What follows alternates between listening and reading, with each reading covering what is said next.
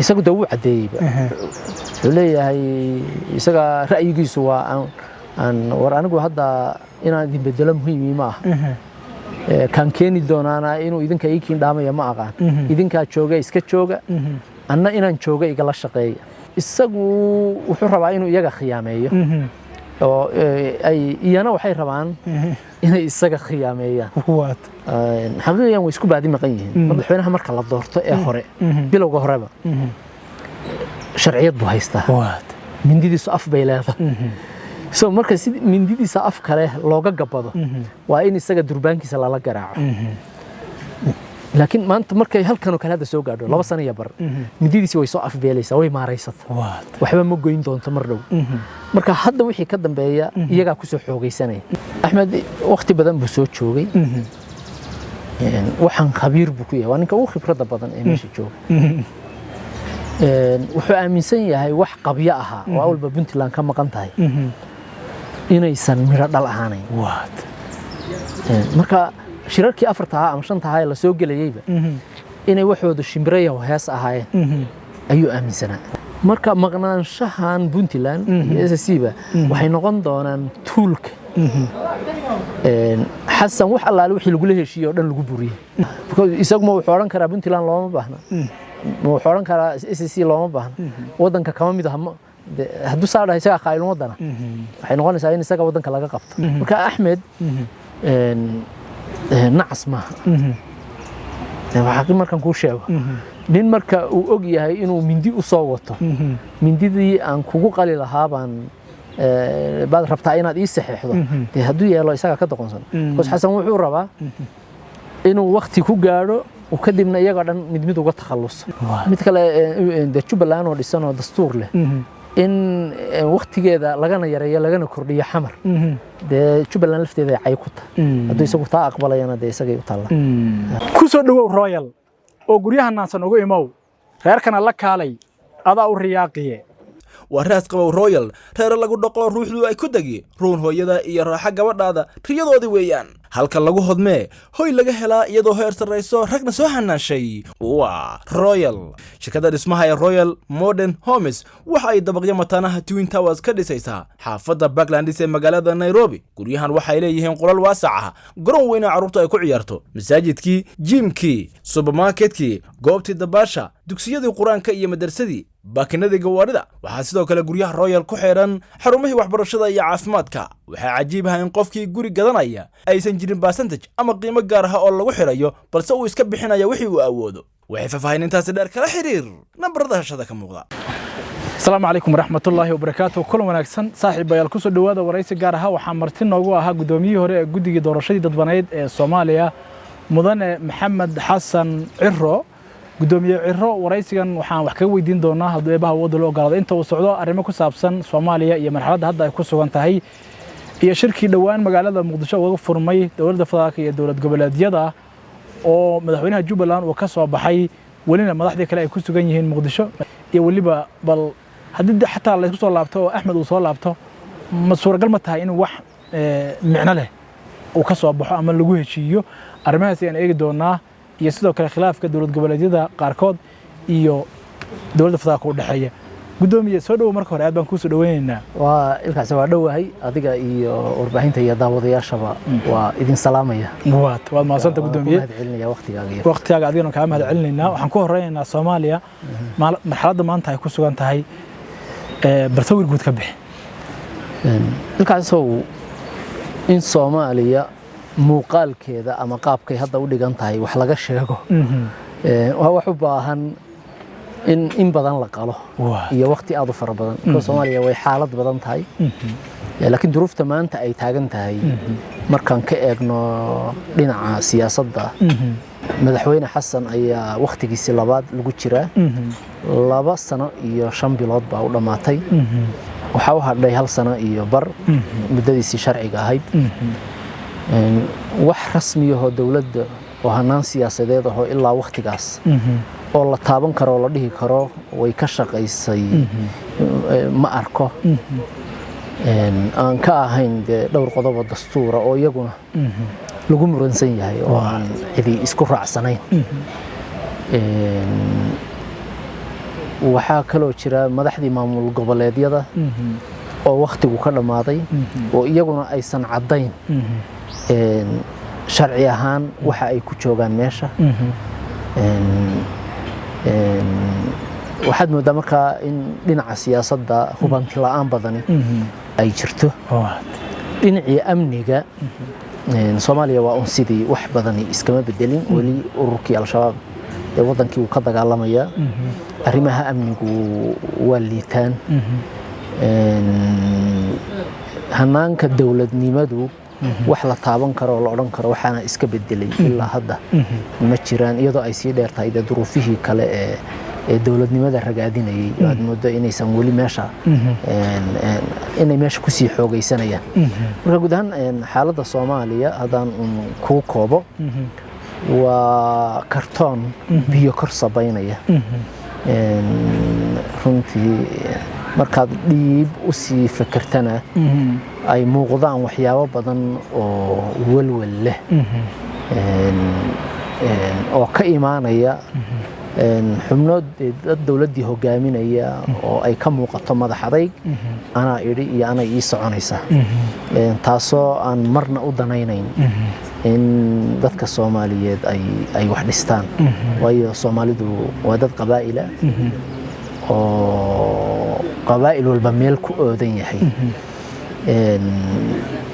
markaad fiiriso hanaanka qaab dhismeedkeedana ma muuqanayso nin oranaya aniga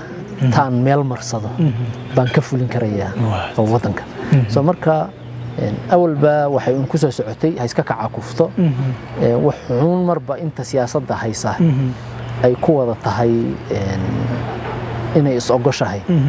laakiin hadda intii baad moodaaba inay kala taagan tahay iyagoo ay horeyna de qabaa'ilku ay u kala taagnaayeen oo aysan jirin wax siyaasad oo midaynayay marka mugdi badan baa jira walaac badan baa jira oo dhinac walba ah laakiin qaarna de duruufaha xallin doona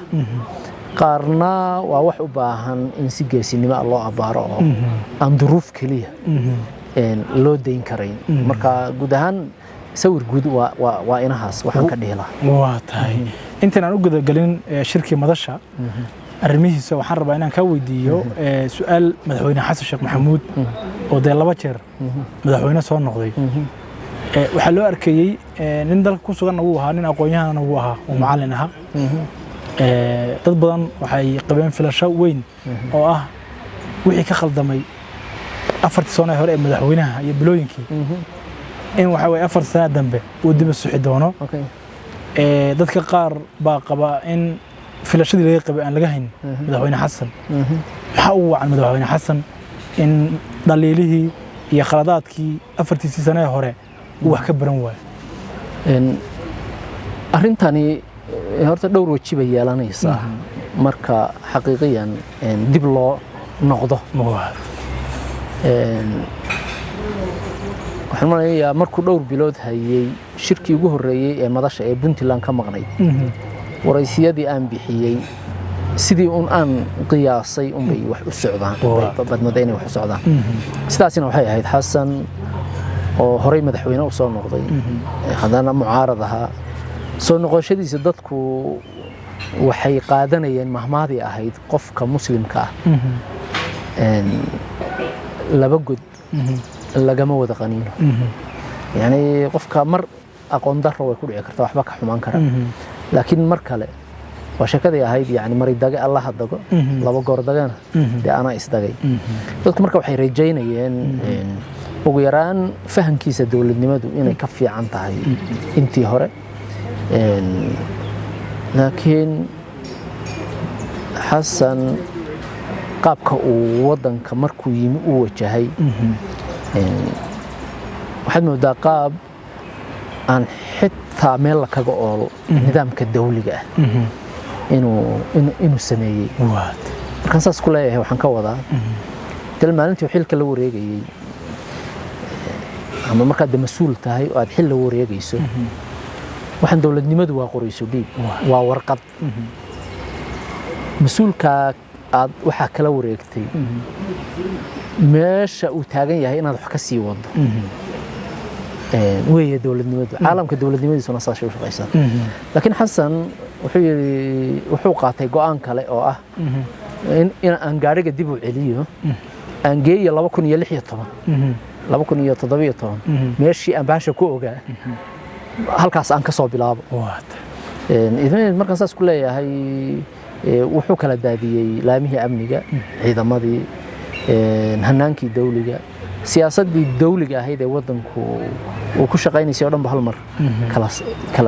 kala furfuray gudiyadii madaxa banaanaa buu kala diray isagoo aan wuxuu ku bedelay aan la arkay marka wuxuu la soo baxay noocaad moodo inuu dagaal kula jiro dawladnimada uu isagu madaxweynaha ka yahay yani sharciga adigu madaxa ka tahay hadda dubbo u qaadato oo aad kawiso de gacmahaagu sababsanaya marka arrimada u baahan way jiraan in isaga shakhsiyadiisa iyo dhaqamadiisii hore ee asalka ah dib loogu noqdo waxa kale oo jiri kara go'aamo isaga u qarsoon oo uusan dadka u sheegayn oo uu wato oo uu dan ka leeyahay waxay garanaysaa laakiin xaqiiqiyan marka si kale loo dhaho waxa uu muuqanayaa waa in uu helo qaab inta uu hadda nool yahayna meesha uu ku joogo uuna si uu taa u gaarana uu xaalad iyo xasarado badan oo isku hareeraysan uu abuuro oo midii la taabtaaba ay dhibaato tahay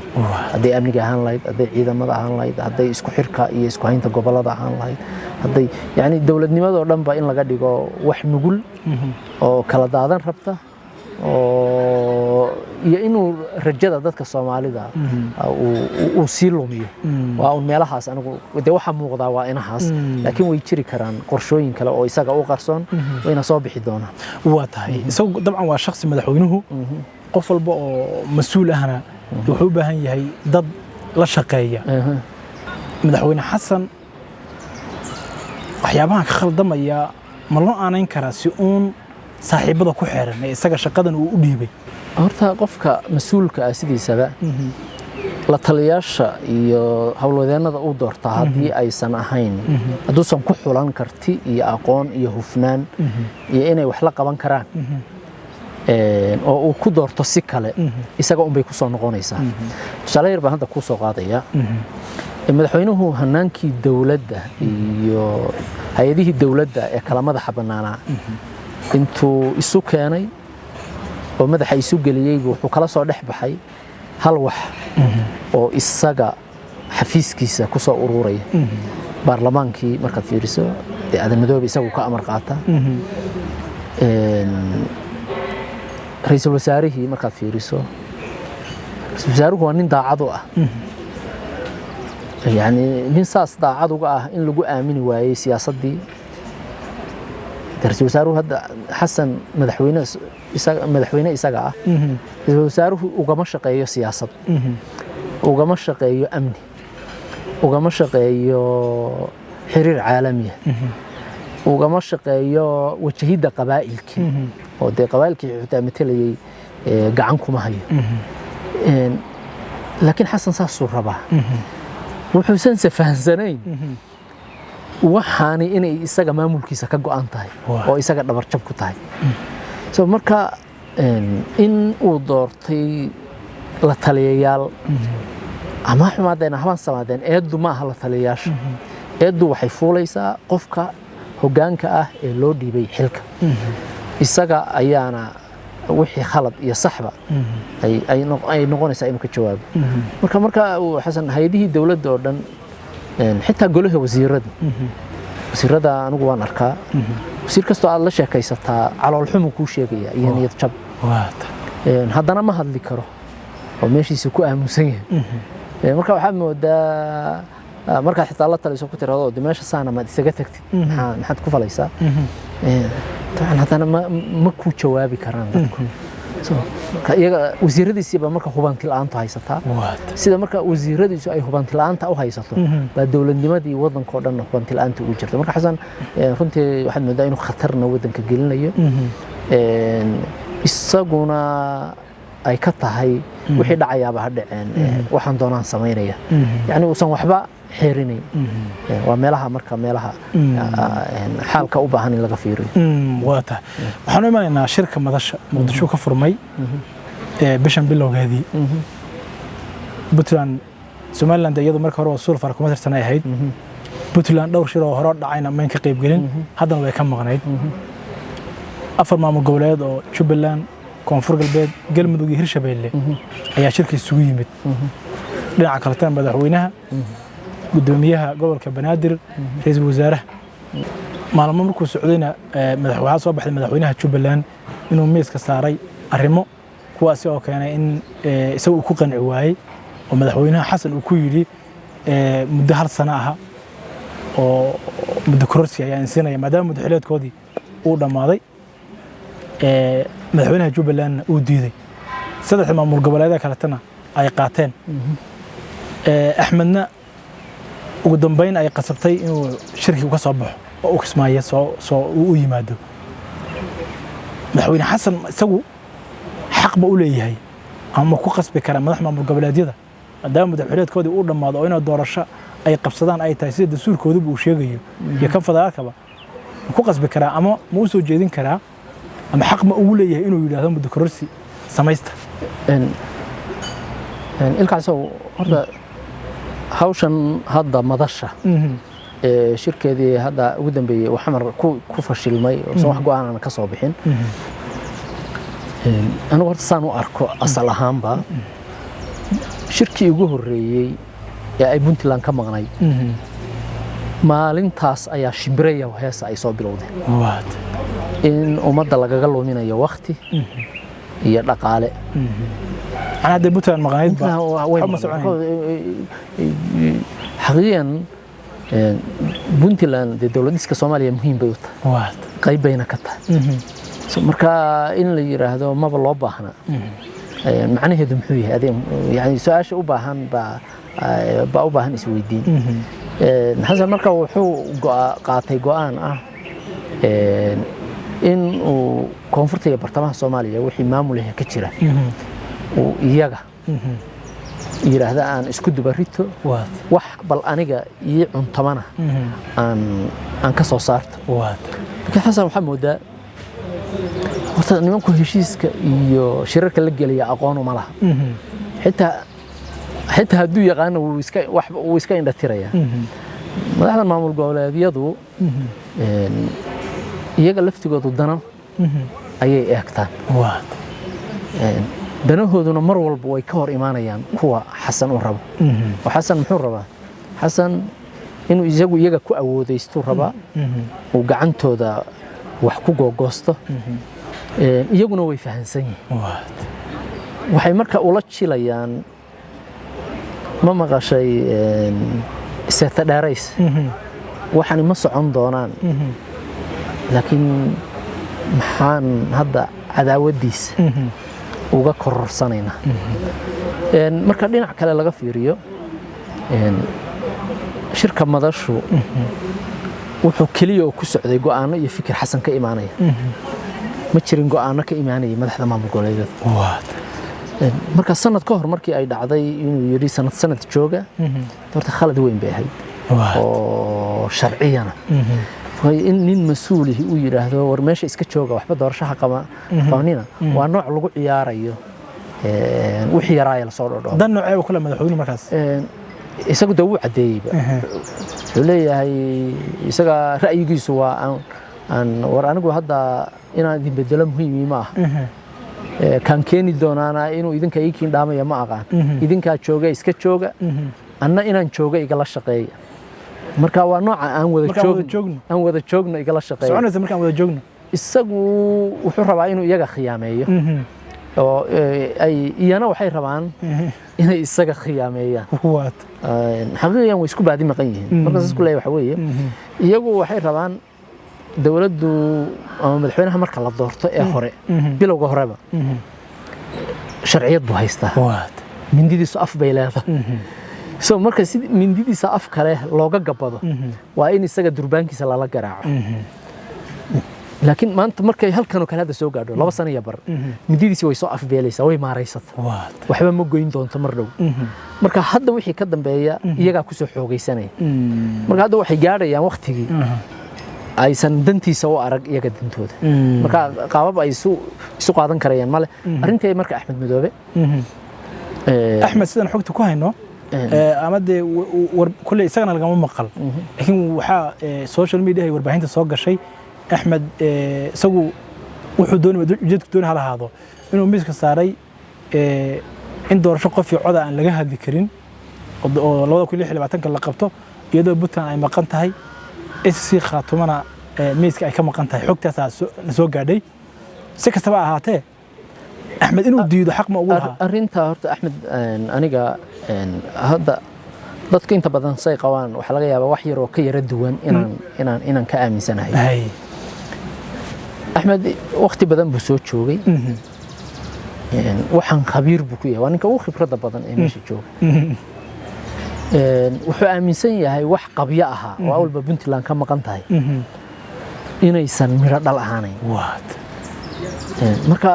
shirarkii 4 ama 5 la soo galayayba inay waxoodu shimbirayo hees ahaayeen ayuu aaminsanaa waxa marka u soo baxday oo kale waqtigii aan ku lahaa waxay sugayeen in madaxweynaha talada haya ay mindidiisu afbeelayso waqtigiina uu soo muuqday marka maqnaanshahan Puntland iyo SSC-ba waxay noqon doonaan toolka xasan wax allaale wixii lagu heshiiyay oo dhan lagu buriyay waxa la oranayaa de shirkan ma loo dhamayn Puntland bay naga maqnay iyada hal la keeno markaas wuxuu official noqonaya xasan de taa ma ka jawaabi karo mana diidi karo because qayb dhan oo wadankii kamid ah SSC iyo Puntland waa qayb ugu yaraan waa 3 meelood oo meel bay ku dhow yihiin dalkii kamid ah in intaas marka inta la eg la yiraahdo waa laga tagaya oo waliba amniya oo hadii doorasho qof iyo cad noqdo de Puntland waa ka dhacday SSC-na wayba waxay uga dhici kartaa macal tuulo si aan cabsi iyo walwal lahayn soo marka dhulkii marka muhiimka u noqon lahaa dawladda Soomaaliya baa laga tagaya waa qodob kamida gorgortankooda ay xasan uga hor imaanayaan wana gadma karaa way ka garjoogaan marka miiska la isugu yimaado hadii ay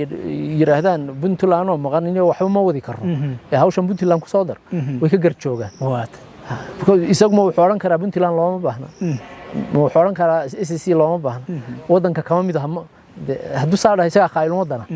waxay noqonaysaa in isaga wadanka laga qabto yani sharciyadiisa madaxtinimada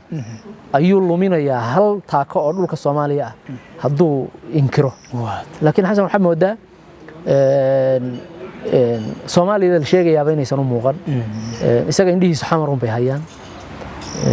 wixii xamar ka shisheeya shaqadiisa ma yani waa qaab dhaqankiisa marka loo fahmo marka Axmed nacas ma waxa markan ku sheego nin marka uu og yahay inuu mindi u soo wato mindidii aan kugu qali lahaa baan baad rabtaa inaad ii saxeexdo hadduu yeelo isaga ka doqonsan qoys xasan wuxuu rabaa inuu waqti ku gaaro kadibna iyaga dhan mid uga takhaluso kadibna uu geysto dad iyaga isaga u shaqeeya oo wuxuu aaminsan yahay la aaminsan waxa dhanna waa undanaysi iyo kursiga aan joogo iyo musuq iyo dhaqaale raadin iyo maaha in dawladnimada Soomaaliya laga shaqeynayo oo wax la dhisayo waayo hadii de xasan dawladnimada Soomaaliya ka shaqeynayo de qaabka dawladnimada uu maamulay uma maamuleen wasaaradihii oo dhan baa dayacan amnigii baa dayacan hay'adihii dawliga oo dhan baa dhintay wadankii oo dhan musuq iyo waxa la kala tagay iyo qaraabakiil iyo wax daran marka waxa soo dhani yani waxa soo dhani waxay muujinayaan xasan sidiisaba wuxuu lumiyay kalsoonidii iyo aaminkii bulshada Soomaaliyeed ku qabtay baashu meesha ka dhimanaysaa waa halka hadduu maanta yiraahdo dadka Soomaaliyeed jannaan idin geynaya laga rumaysan maayo hadduu marka yiraahdo doorasho qof cod baan idin qabanaya xalaala idin ka rumaysan mayso soo marka xasan credibility ama waxa la yiraahdo kalsoonidii iyo sharci ahaanshihii uu dadka ku metelayay isaga lumiyay 2 sano iyo barkaas inuu ku lumiyay wuxuuna ku lumiyey wax kale ma ahan waa in la arkay hanaankii dawligana inuusan ka shaqaynayn inuu qaraabakiil iyo musuq iyo danaysi aysan wixiisu ka badnayn iyo inuu meesha iska joogo intaasna dadka Soomaalidu waa anigii markii hore ku sheegay waxaan ku yiri Soomaalidu waa dad qabaa'il oo kala qoqoban marka dad qabaa'il oo kala qoqoban nin kale waa ku amarku taaglayn karaya waxaan malaynayaa waa nin riyoonaya waa tahay marka Axmed Bahashu kama khaldan marka Axmed waa fahmay Axmed ma ka khaldan Xasan ujeedkiisu fahmay Xasan uu fahansan yahay markii horena uu la jilayay oo wuxuu la jilayay inta mindidiisu afka leedahay waxba ka hor imaan laakiin maalinta waliba hadda hal sano iyo barba wali sii dhiman san markay Bahashu sanad iyo wax ka yar gaadho Xasan qofka ugu liito noqonaya xitaa cidi warka yeelimaysa waa tahay saddexda dawlad goboleedka kale waxa iyaga la sheegay inay aqbaleen muddo kordhintii Koonfur Galbeed Hirshabeelle iyo Galmudug iyagu maxay ku bedesheen in ay saddex sano hal sano oo dheeraad ah oo muddo kordhin la siiyay iyagu madaxweynaadkooda u dhamaaday kadibna sida aad sheegtay madaxweyne Xasan uu leeyahay dan ama ujeed uu leeyahay in dhawaan iyagu ka takhlus maxay ku bedesheen فرصة أنا أحكي ما يجو ويفرورين بنت حسن يعني ويقولوا لي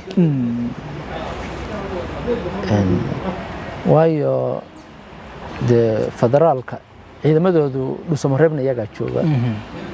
جوهرنا ده حمر إنفلونسي كذا سامين تيدا قبضان بيدا بلفتي كذا حمر سامين تيدو ويكون حق بدن تا مركا iyaga dagaalka tooska ay Xasan ay la galayaan way iska barbarinayaan intii ay iska barbarin karaan ugu yaraan hadduu la dagaalamana inuu wax u dhimi karay u badan tahay inta hadiisan wax u dhimin way isku dhiig bixi karaan oo yani Axmed Madabe waxba kama samayn karo arintii marka aad hadayt mar weydiisay lahayd madaxweynuhu muddo kororsi ma u samayn karaa maamulada arintaasi waxaan xataa sharci marka la fiiriyo oo shuruucda maamulgoodiyadu waxay leeyihiin dastuuriyo oo Xasan ogaa markii la qorayay markuu dhisayay buu ogaa oo waliba isaga waqtigiisii uu madaxweynaha dastuurada la wada qoro waxyaabo yar yar baa lagu korkordhiyay mooyaan ma jirin wax badan oo kale dastuuradooda waxaa ku taala waqtiga xilka la haynayo waqtiga doorashadu dhacayso dawladda marka federaalku inay dastuurada faragashato awood ahaan horta maba u leh awood ahaan ma samayn karto marka waxay ku fiican tahay inay dadka isu dayso arinta kale marka waxay tahay dadka musharaxiinta ahaa saddexdan maamul Koonfur Galbeed iyo Hirshabeelle iyo Galmudugba u tartamayay way huursan yihiin kuma qanacsana seeta dheerayntan laakiin haddana kor uma qaylin karaan oo waxay ka baqayaan saamayntan dawladda federaalku ay ku yeelanayso ololaha ayaa badan marka nin walba ma rabo inuu ka hor yimaado Xasan marka taasi marka waxay sahlaysaa amarkii fiilada ka soo baxa ee iska jooga haye inay dhahaan inuu iyagana ka hirgalo laakiin xaqiiqiyan waa sharci ku tumasho iyo in indhaha laga rido wixii yaraa dhismayay aakhirkana waxay u keeni doontaa in ama qabaa'ilkii waxaan wada dhistay ay isku kacaan markasta maartay wuxuu sharciyan ay waqtigeedii dhaafaan waxaa badanaya ishubaynta iyo kala shakiga iyo awood wax ku kala qaadashada marka waxaan oo dhan dib bay waxay ku tahay dawladnimada waxayna dhib ku tahay oo kale isu soo dhawaanshaha dadka Soomaalida waxayna dhib ku tahay oo kale in la saadaaliyo mustaqbalka dadka iyo dalkuba meesha uu noqonayo marka waxaan oo dhan Xasan Maxamuud inuu u bareerayo oo sandanna kala hayn laakiin horey ninba wuxuu horey yiri dhagaxa cirka ka soo dhacay meesha adigu ka gasho baan ka geli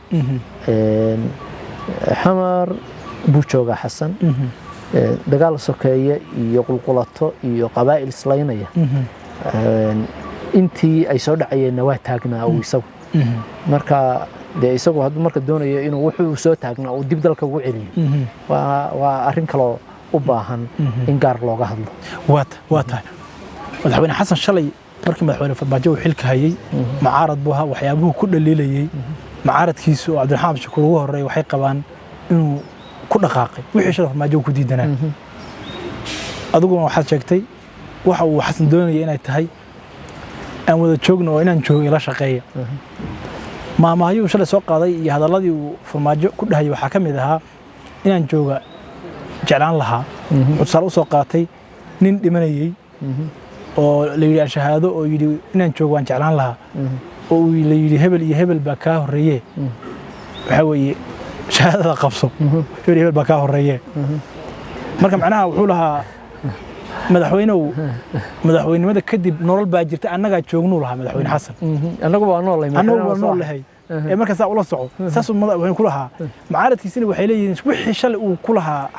uu ku diidanaa farmaajo ama uu ku eedeynayay oo maanta isagu uu ku sugan yahay maxaa micnaha ku jira marka madaxweyne xasan wixii shalay farmaajo uu ku diidanaa isagu maanta inuu ku dhaqmayo sumcadiisa maxay ku tahay arrintan horta xasan sheekh horta sumcad isagu kama shaqaynayo maanta sumcadda sideedaba qofku waa inay jirtaa wuxuun legacy ama wuxuun ammaan ah oo looga tago walayaa war qofkani waxaasuu qabta tan hada farmaajada dadku hadday dawladnimadiisii la raadiyo dee ma aqaan kolley idinkaa la wariyaala waa laga yaabi karaa in la helo hal iyo labo la odhan karo madaxweynahaasi waxaas wuu qabta xasan markii horena uu mucaaradka ahaana aragtidiisu kursigaas u muuqday kama fogeyn markuu xukunka yimina aragti uu la yimi ma jirin aragti rasmi ah oo dawladnimo oo uu wax ku wadaa maysan jirin wuxuuba u ekaaday nin ku cusub siyaasadda yani siduu wax walba ugu dhex dhacay safar buu ka bixi waayey wadamo aan is arki karin buu maalin walba mid tegayey wuxuu sheegayaana waa adigana waa ku rabaa adigana waa ku rabaa ummaduhuna si kale isugu wada xiran yihiin xasan horta dhibaatada uu dalka u geystay iyo tuu naftiisa u geystayba waa kuwo xajmi badan dadka Soomaalidana iyo dadka siyaasadda ku jiraana waxaan malaynayaa hadda wixii ka dambeeya inaysan ka sii aamusi doonin oo ay labada gacmood qaban doonaan waayo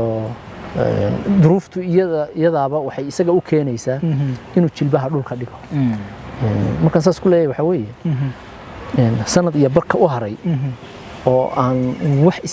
itijaah iyo wax qorshayna iyo wadanka meesha u socdo iyo wax lagaga tala galo aysan meel saarayn ma wuxuu moodayaa in kursigaas iyo madaxweyne tahay iyo dadka isaga sacabinaya in ay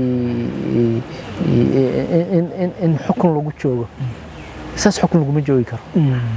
markaan sama marka isaguna tala ma hayo hadday cidi la talisana kuwa la taliyahay tala uma keenaan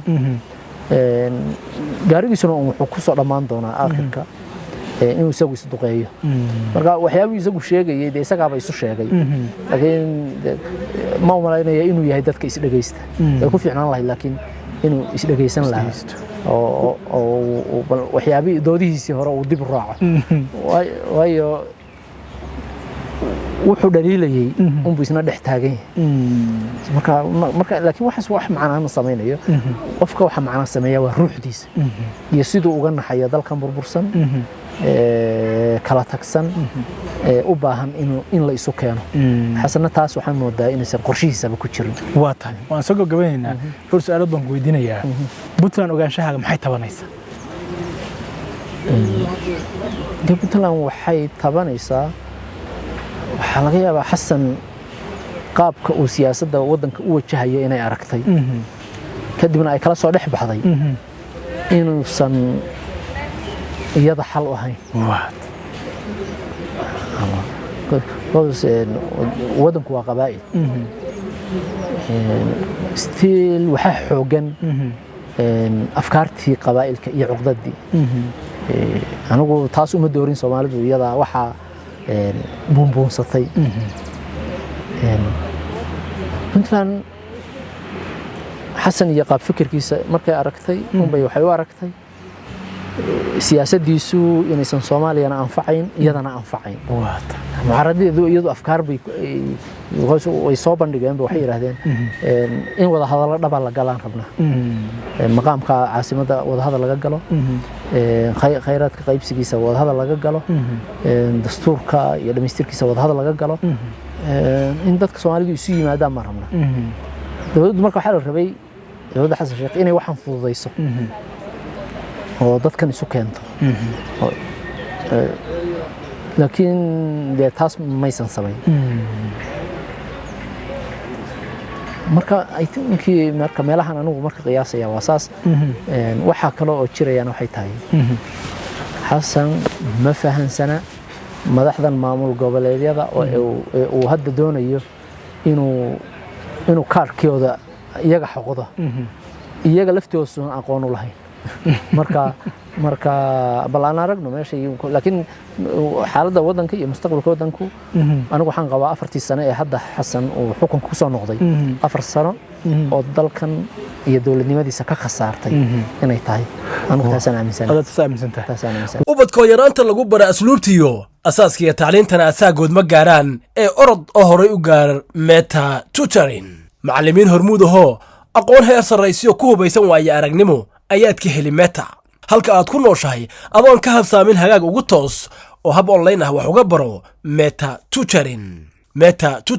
waa iskuul habaysan loo hanaanshay si weyn hubaal weeye warkaygu ee halkaas ha moogaan meta tutoring waa iskuul online ah oo casri ah wuxuuna carruurta ka caawinayaa casharada guriga ama homework hadduu yahay Kenya system, British system ama American system wax kasta oo ardayda ku adag si fudud ayaa lagu bari loona fahansiin grade 1 ilaa form 4 waxaa sidoo kale carruurta laga dhisayaa quraanka kariimka iyo culumta islaamiga عشان يعبدوا على الكداية وعروتنا لقارها إذن كعجبية وحفا فاينتاسي دير كلا حرير نمبر كاشاشة دا كم موضع واتا جوابي هذا فريق درسنا سنة ونكسين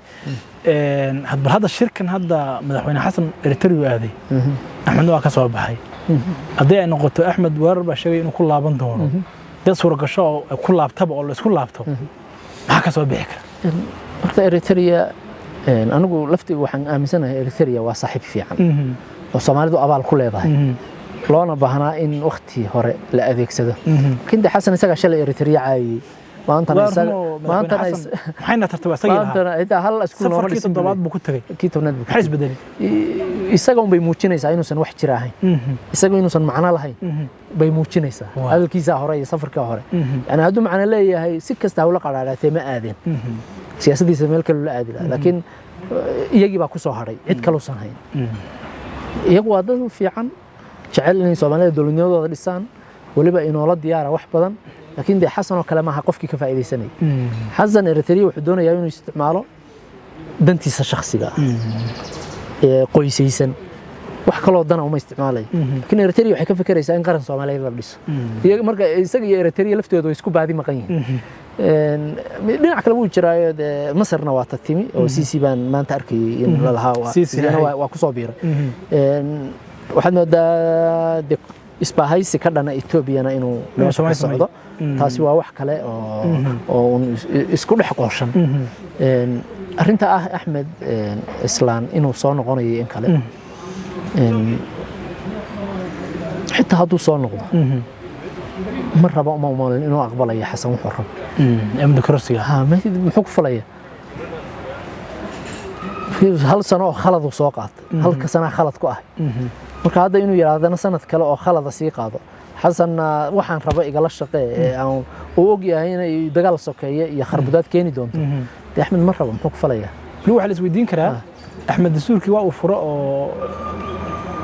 madaxweynkiisii awal 4 sano 5 sano ka dhigay marka dadka qaar waxay leeyihiin Ahmed isagoo heli kara 5 sano maxaa sano muddo kororsiya oo dhawaan caqabad inay ka hortaado laga yaabo ku fali karaa wax dani buu ugu jirto mid kale Jubbaland oo dhisan oo dastuur leh in waqtigeeda lagana yareeyo lagana kordhiyo xamar dee Jubbaland lafteeda ay cay ku tahay haddii isagu taa aqbalayana dee isagay u taala ma ifaan waxaan isteediyada waxa loo sameeyay in iyagu ismaamulaan qabaa'ilka degan ay wax ku heshiiyaan danahooda ku waxaystaan dastuur yar oo hoose yeeshaan kan federaalkana la wada yeesho wuxuu saasay ahay laakiin wixii haddii ay noqoto adigu waqtigan joog aan iska joogo kan aan iska joogo sharciyadii dawladnimada waxaan ogaaday dadka Soomaalidu horta sidoodaba sharciga waxay u haystaan wax la iska yiri sharcigu maalintaad aqbasho waa dhaar inaad saa ogtay ma aha maalinta aad madaxweyne aad noqoto waxa lagu dhaarinayaa waa maxay waa sharciga dalkan loo sameeyay inaad daacad u tahay laakiin qofku marka muxuu sameeyaa wuxuu dhaar sameeyay oo dhan banaanku ka maraya marka wuxuu ku bedelayaa inuusan daacad ahayn oo isaga dantiisa uu daacad noqdo marka Axmed Madoobe xitaa hadduu lagu soo qanciyo inuu soo noqdo inkastoo aan isleeyahay dee wuuba tegey haddana inuu soo noqdo isagayba macno tiraysaa oo aanan filayn taasi inaysan suurtagal ahayn haddana waa dhici kartaa isagoo meeshiisa jooga inuu yiraahdo waxa heshiisa ay soo deega aan wax ka gorgortanno laakiin inuusan ku soo noqonayn ay u badan tahay waa nooc madax qarsi ay ahayd oo xamar ka dhacay in la yiraahdo Axmed uu soo noqonaya oo waana wax ma garanaya meeshii kulay taas ka timi maxaa ka soo bixi kara shirkada xaqiiqiyan inta Puntland maqan tahay shirka madasha waxba kama soo baxayaan tasaqabta aan taasan qaba aad baa maasay waa isku daalin iyo gacmo jiid aan waxba sal iyo raatoona lahayn wadankan waa in sidii kumbuda madashi oo kumbuda waa inay isu timaadaan waa in la wada fadhiistaa waa in wadankan meel loo jeeyaa intaysan xeero iyo fandhal kala dhicin waayo wali hal sano iyo waxba la haystaa hal sano iyo wax halka waxba lagu gaari karaa wax lagu dhisto laakiin maalinta hal sano iyo intaasi dhamaato nin walba Xasan wuxuu oranayaa kud iyo kir waliba waxa suurtagal ah Xasan soo wax u wado qaloocan hadduusan ka waantoobin in berri la arko nidaamyo iska barbar dhismaya oo dawladda kala taageeraya hagana qariibsan in la yiraahdo dawlad kale federaal baa la dhisaya oo xarunteeda ama Baydhabo noqonaysa ama Kismaayo ama Garowe ama meel kale kadibna ay dawlado kala taageeraan oo dawladdan Masar iyo qoladan iyo Eritrea ay qoladan taageeraan Itoobiya iyo dawladdan ay qoladan taageeraan kadibna Soomaalida mar kale la isku gumaado waxaasna waxa sababa maamul xumida Xasan marka aad baa maasay ani meelahaas asaasan wuxuu arkaa waana ku mahadcelinahay waa hagaag waa maasan yahay gudoomiye Maxamed Xasan Cirro waqtigiisana waan uga mahadcelinaynaa waraysiga inta ku soo gabagabaynaa tan iyo kulan dambe waxaan ku dhaafinaa siyaasiyiin nabadgelyo saaxiibayaal